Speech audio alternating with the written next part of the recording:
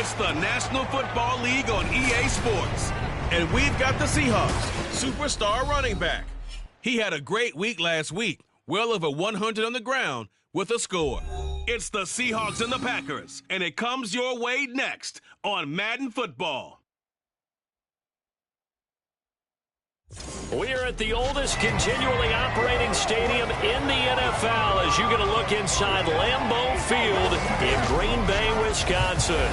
Today we've got a Week 6 matchup for you here as it'll be the Seattle Seahawks taking on the Green Bay Packers. With Charles Davis, as always, I'm Brandon Gaudin. Charles, you talk about storylines in this one. I think it begins and ends with our two quarterbacks, certainly two of the best in the business. And nowadays, I don't think you can get by for long periods of time without a top-flight quarterback. The way the game is played, with all the responsibility he has and how the game flows through him, if he's not on the top of his game, your team's not going to benefit at all.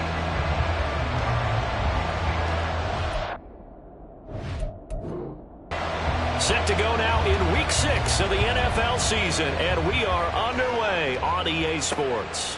From a couple yards deep, he'll bring it out of the end zone. And ultimately cannot get this out to the 25-yard line as he's dropped at the 23. So here comes the Packers offense now onto the field. They will be led out by the 6-foot lefty from Alabama. It's Tua Tagovailoa. And last week's loss kick.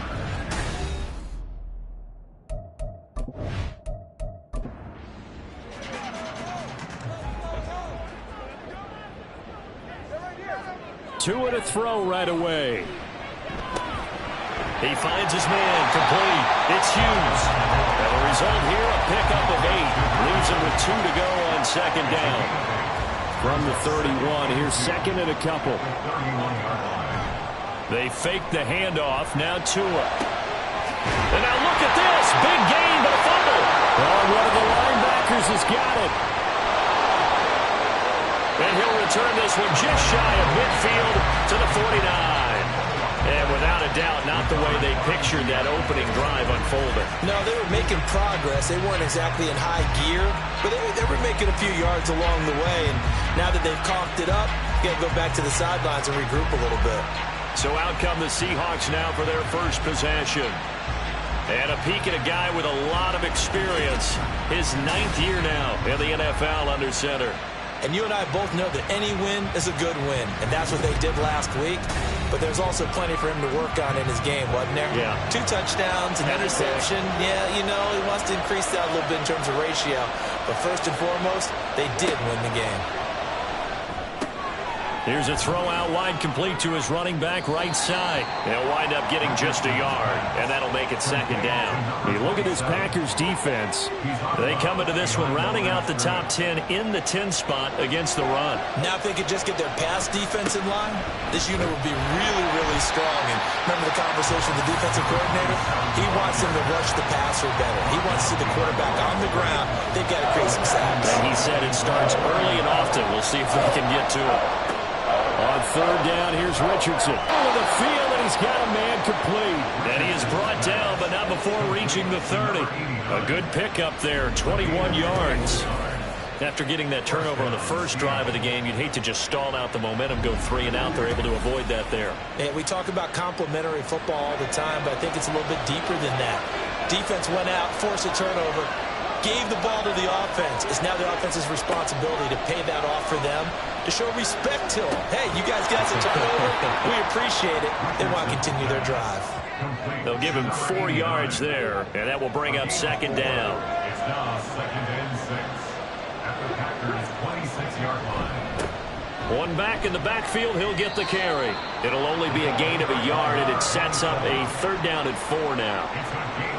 The completion on first didn't get much, and now the run on second doesn't get a whole lot either. Well, if you're a good play caller, you've already looked ahead and anticipated this type of situation. Already down in his play sheet, trying to dial up a big third down play. How about this defense? They came up with a couple big plays in this sequence, and none better than the one right there, forcing the incompletion and bringing up fourth down.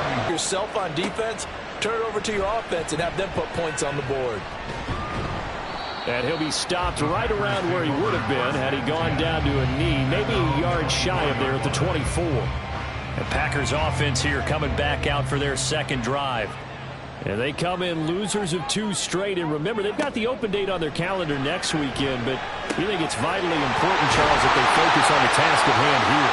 Absolutely, because these players, they know what's coming up, and the difference between taking time off following a win versus doing so on a 3-game losing streak, that's absolutely huge, because they may come back if they lose this game to a facility, and there may be new faces in there and some teammates lost. Tua's throw taken in by London. Well, the numbers for London last week, 8 catches, 80 yards. And they think they have a matchup advantage in this one. They're going to try and find some space for him to work and make sure he touches the football. Here's a second and from midfield, here's Tua. Throws right back to London, complete again. And that'll wind up moving the chains again as the tackle's going to be made at the Seahawks 39. So from the 39 now, they'll come up on a 1st and 10. 1st and 10 at the 39-yard line. Tua going to throw. And his throw here's incomplete. When you talk about this Seahawk defense, they were terrific last week in the win over the Rams. And what I saw on film was nearly an unstoppable pass rush. They had 5 sacks last week, plenty of hurries. So now do you just max protect that offense, keep everyone in, and run 1 or 2 receiver routes to make sure your quarterback stays up? We'll soon find out. So back-to-back incompletions, and that has them staring at a 3rd and 10. Looking to pass. Tua. Well, the pressure gets there, and Tua's going to be taken down. The defense rising to the challenge and setting him back on the sack. You know darn well both of these teams reviewed the film and saw that this defense had 5 sacks last week. They got to keep their QB upright. And they're going to try their best to do exactly that. But they're facing a team where getting to the quarterback is a mindset. It's a mantra for them.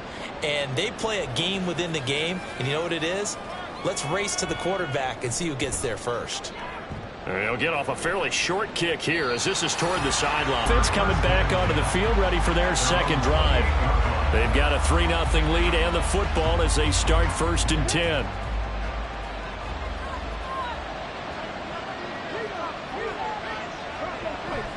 They'll start this drive out on the ground. He'll be tackled shy of the 35. Shifty footwork gets him a little extra on the play. The numbers for him from a week ago, 22 carries, 134 yards, and the score, too. I think he's exactly where he wants to be coming into a game, partner, because he has a